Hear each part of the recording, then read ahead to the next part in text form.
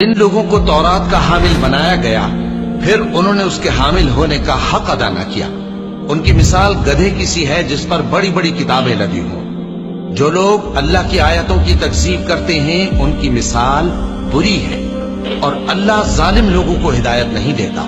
کہہ دو کہ اے یہود، اگر تم کو یہ دعویٰ ہو کہ تم ہی اللہ کے دوست ہو اور دوسرے لوگ نہیں، تو اگر تم سچے ہو تو ذرا موت کی آرزو تو کرو۔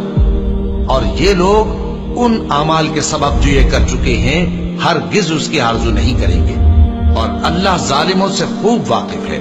کہہ دو کہ موت جس سے تم بھاگتے ہو وہ تو تمہارے سامنے آ کر رہے گی، پھر تم پوشیدہ اور ظاہر کے جاننے والے مالک کی طرف لوٹائے جاؤ گے، پھر جو کچھ تم کرتے رہے ہو وہ سب تمہیں بتائے گا۔